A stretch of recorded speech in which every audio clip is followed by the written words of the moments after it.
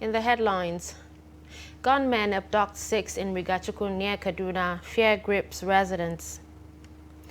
159 Nigerians return from Libya. News on First State Deputy Governor pledges allegiance and loyalty.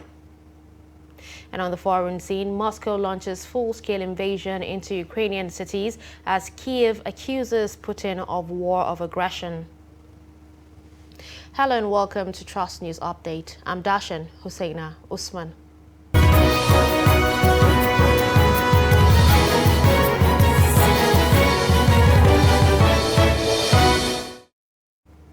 Fear grips residents of Rigachukun in Kaduna following Bandits Attack. The gunmen abducted 6 people, leaving 1 person with gunshot injuries. Fatima Saleh Ladan has more. Because of sympathizers trooping in order to sympathize with the family. What seems to have subsided for quite some months now seems to have resurfaced as armed bandits stormed Rigachukun in Igabi local government some 5 kilometers from the heart of Kaduna. The armed bandit attacked about 3 houses, cutting away 6 people, while 1 person sustained various degrees of bullet shot injuries. The grandmother of 2 of the victims says, Ni ina kwanci a daki wajen karfe 1 sai na ji an bugo min kofa na tashi ce la ilaha illallah ma. I am sleeping in my room at about 1 a.m. I heard the banging of the door. They came inside and I said, La ilaha illallah. They said, sleep grandma, sleep grandma. The girl that was sleeping with me, they said, come, let's go, and also the boy.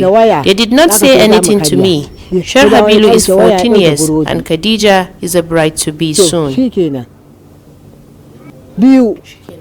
Da Shar Habilu da Khadija. Some of the residents of the area also speaks. I was sleeping around 12 a.m. I heard them touching the fence. I thought it's my house, not knowing it's my neighbor's house. I heard gunshot. I called him on phone and he said he had it also. He started shouting thieves, thieves, and they started shooting again. We did not come out. Before we could do anything, they gained entrance into the house. When we came out, after they left, we learned that they have taken 6 people and injured 1. We are really disturbed. We have been here since last night. After we left here, we went to the police station for a meeting with the Assistant Commissioner of Police. This is the first time in this area.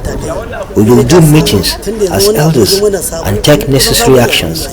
Up to now, we have not gotten any information from the bandits.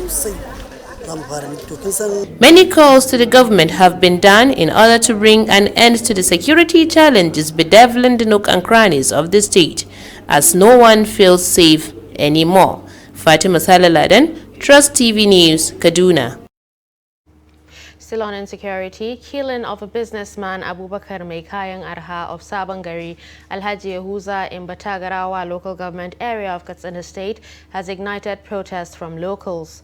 Suspected bandits who stormed the village Tuesday morning went straight to the residence of Alhaji Mekayang Arha, killing him instantly after he resisted attempts to be abducted. Abdullahi Ahmadi has details of the report.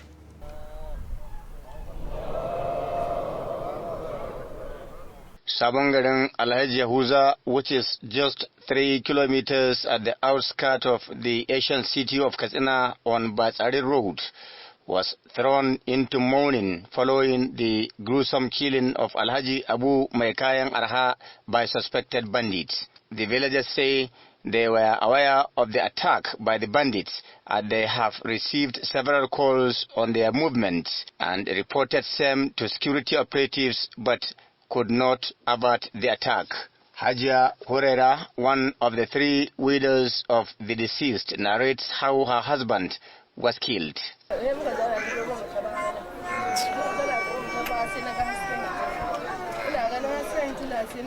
At various angles, they broke the doors and windows of our house and they got access into my husband's room, where they brought him out and told him that they are here to kill him. and he was saying Allahu Akbar, Allahu Akbar, almost 6 to 7 times. Thereafter, they killed him.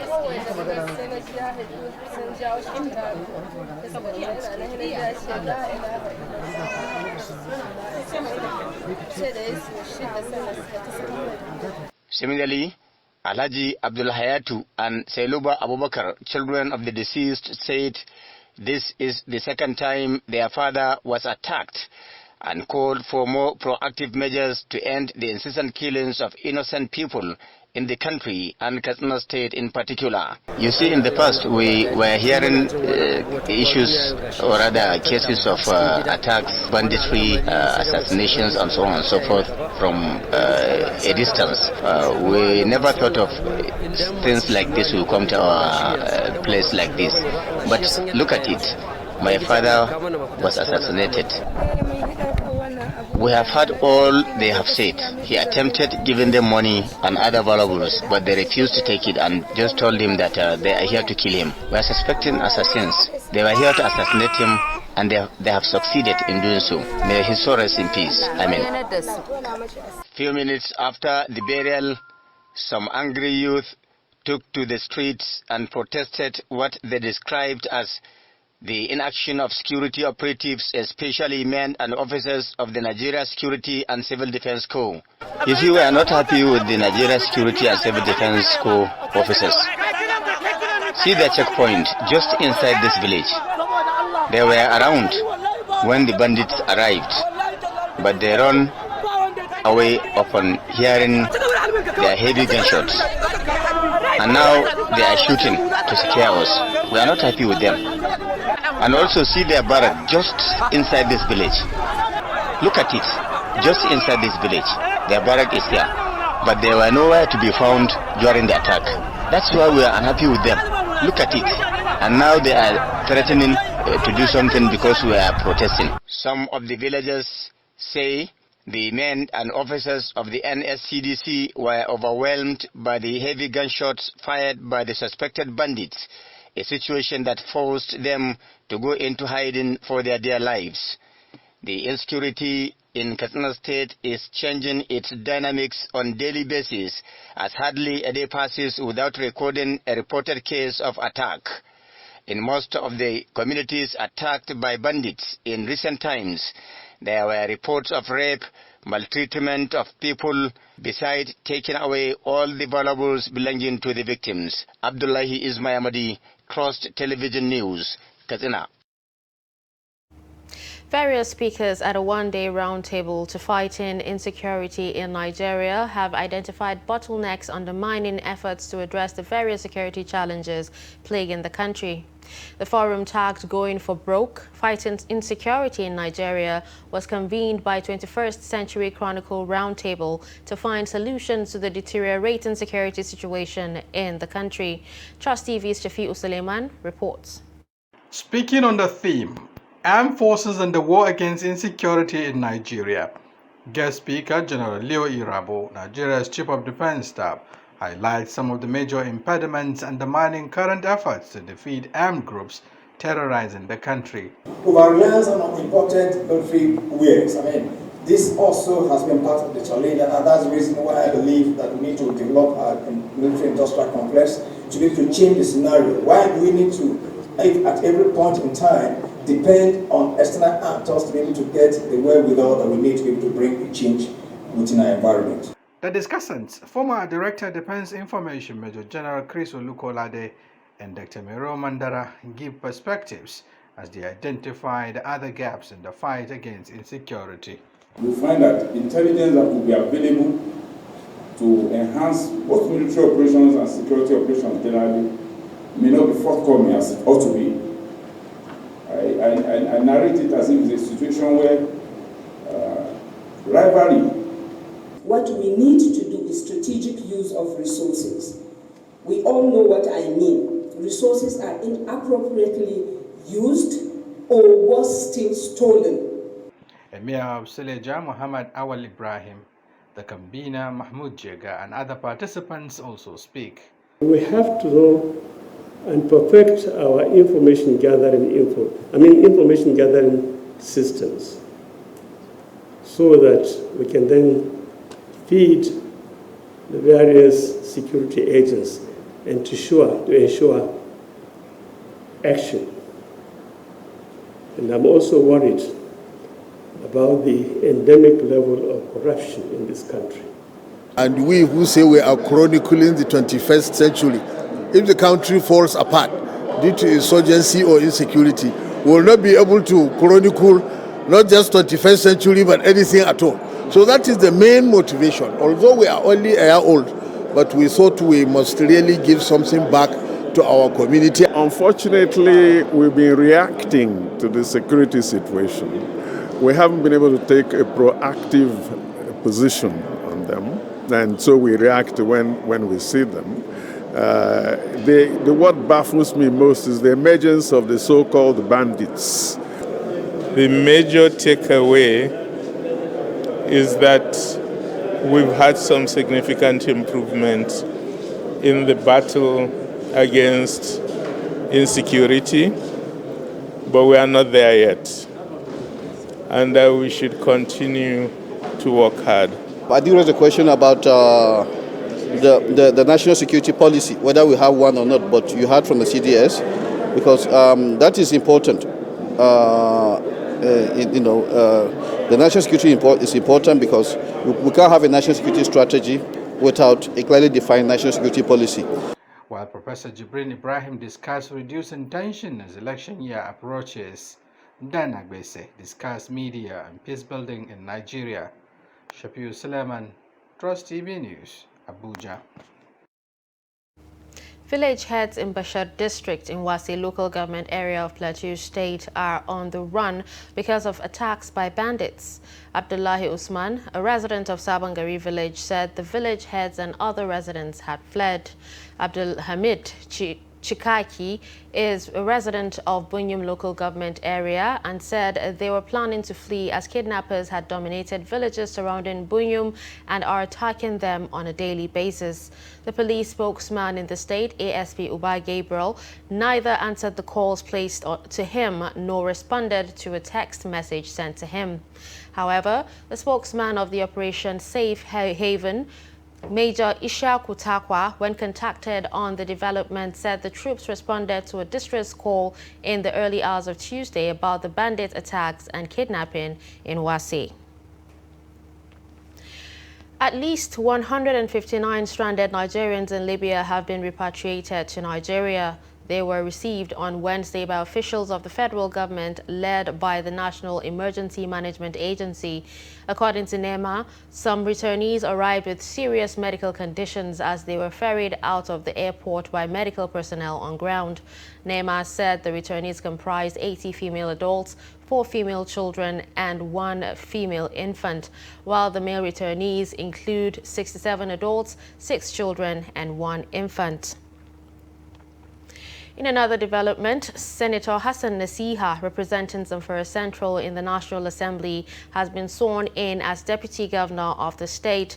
Governor Bello Matawale administered oath of office on Nasiha immediately after the State House of Assembly approved his nomination. Nasiha is a serving senator representing Zamfara Central in the upper legislative chamber. He defected to APC from the PDP with Governor Bello Matawale. Nasiha was appointed Commissioner for Health, Commerce, Water Resources, Environment, Local Government and Chieftaincy Affairs between 1999 to 2007 when Ahmed Yarima served as governor. President Muhammad Buhari has sworn in 6 new national commissioners of the Independent National Electoral Commission.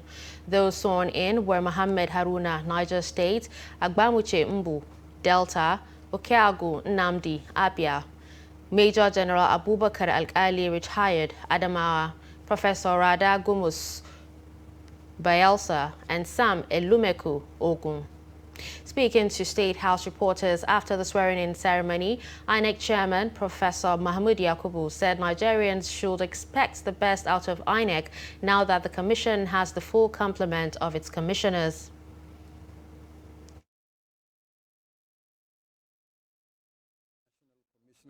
We have the full complements of 12 national commissioners. is coming 3 days to by-elections in 4 states of the Federation, and as we plan for the Ekiti and Osun governorship elections, and then as we continue to prepare for the 2023 general elections.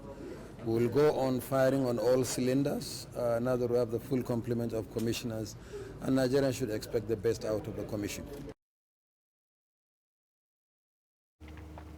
Still on election matters, gunmen numbering about 10 on Wednesday disrupted local elections in Obeagu community, Enugu South, setting ablaze electoral materials and 3 vehicles. The gunmen stormed the polling units at about 1 p.m., shooting sporadically, scaring away voters, election officials, observers, and journalists. A correspondent of the news agency of Nigeria who witnessed the attack reported that gunmen also went after the Enugu State Broadcasting Service bus that was conveying journalists to polling units. A journalist and the Enugu State Broadcasting Service bus driver were held back in a vehicle. They were later released after being inflicted with machete cuts. They are currently receiving treatment in an undisclosed hospital in Enugu. Chairman of Enugu State Independent Electoral Commission, Mike Ajogu, said the commission is aware of the incident and has sent a delegation to investigate. You're watching Trust News Update. Coming up after the break, justice for truck conductor. Do stay with us. This is Trust TV, documenting the Nigerian story.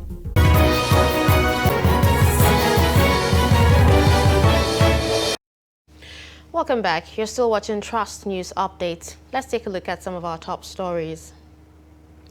You heard that fear grips residents of Rigachukun in Kaduna following Bandits Attack. The gunmen abducted 6 people, leaving 1 person with gunshot injuries. You also heard that at least 159 stranded Nigerians in Libya have been repatriated. Some returnees arrived with serious medical conditions as they were ferried out of the airport by medical personnel on ground. In health, Nigeria Center for Disease Control has reported 42 fresh COVID-19 infections across 4 states and the Federal Capital Territory.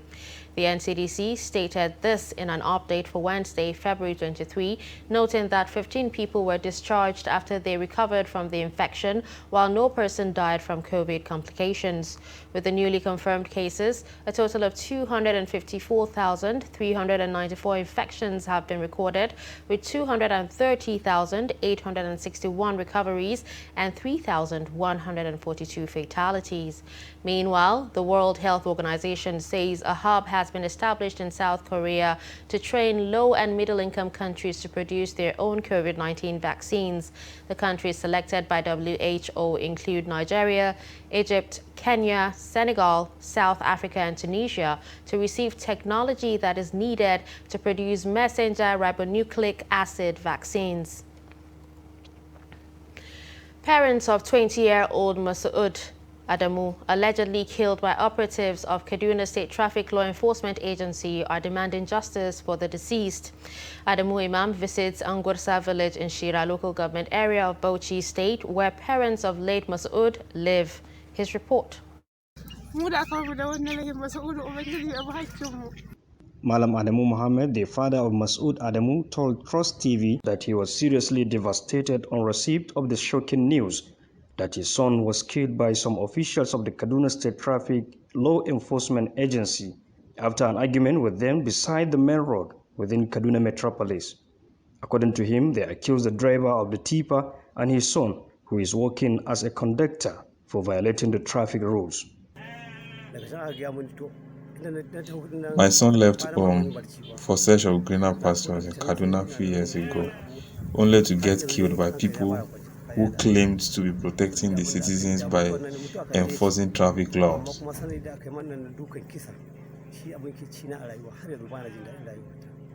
The biological mother of late Masoud, Karima to Adamu, said she is still grown since she heard the news of the killing of her son, while Sobin Karimatu narrates how she felt.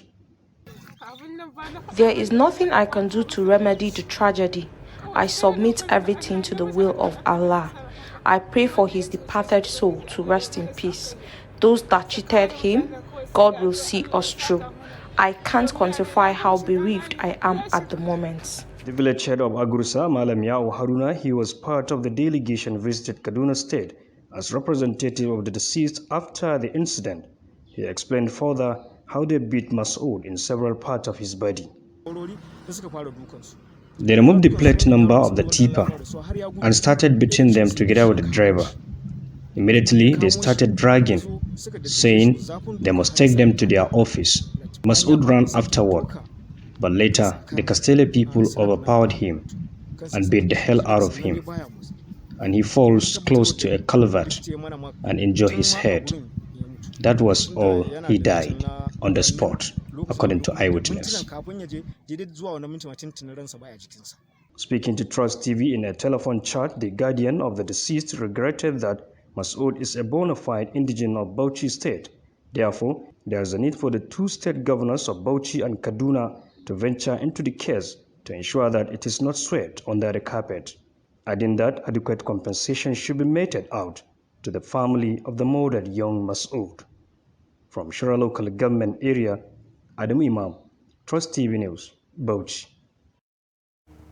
Rivers State House of Assembly says it has passed a bill aimed at tackling illegal oil bunkering in the state, now awaiting assent of the state governor. Chairman, House Committee on Environment, Dumle Mao, said this in Okrika local government area during a fact-finding mission to the area following the ban on illegal oil refining in the state. The report. Mao said the House is taking the war against illegal refinery seriously in order to stop people from dying due to ravaging soot. We want to inform your local government that the said bill is a legal instrument that will prohibit illegal activities that are causing soot in the state. There are two important things we need to tell the people today in the said law. That there is a provision in the law that says those who will continue further after the assentment will go to 6 years imprisonment, no option of fine. There is another provision that says any property you use to continue in that those illegal activities, you will forfeit it to the state government. It means that there is already a law that is now standing before all of us. The minute it's assented to, it will be used to prosecute offenders of the said illegal activities. We may see them, those who are involved in these businesses, as very rich people, those who are doing well, they have money in our society. But Mr. Chairman, we are dying. I want to sincerely thank you for following up, for complying the level you have done now to the policy of government. And we have also noted your challenges. We will put it, we'll take it to the House. Anytime we call on you, because your case and few others we have seen seem to be very peculiar, so that we can give the desired attention. But meanwhile, you have done notably and creditably well. In the Okrika local government area, Akuru Tobing gives detail of the council achievements, explaining some of the challenges where they required support. First step I took was to ensure that I destroy all the storage facilities as we are selling points. That of Aloja Kri, it's very far. Take you 1 hour, 30 minutes thereabouts to get to the passports. The lanes we have, not just the money. The challenge I have with the task force is the owners of equipment. Those that will give us slumbury, barges, and tugboats. Fear that the place is now 1 and 2, that these bunkers, most of them are very harmful. We have done a lot to see how we can destroy that particular area. It's easy, but the materials to get that's our major challenge right now. Joint Committee on Environment, Oil and Gas also inspects some of the projects executed within the council area.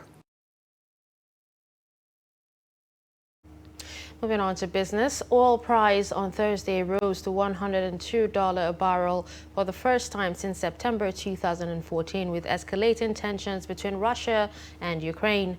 The global oil benchmark Brent crude rose over 5% to trade at $102.27 a barrel. Reports say West Texas Intermediate witnessed a corresponding increase of over 5% at $97.06 a barrel, a development coming after Russian President Vladimir Putin ordered a special military operation in Ukraine's Donbas region. And finally, on the foreign scene, Ukraine Border Guard Service says it is under Russian artillery fire and land invasion along its northern and southern borders, adding that Ukrainian forces were returning fire.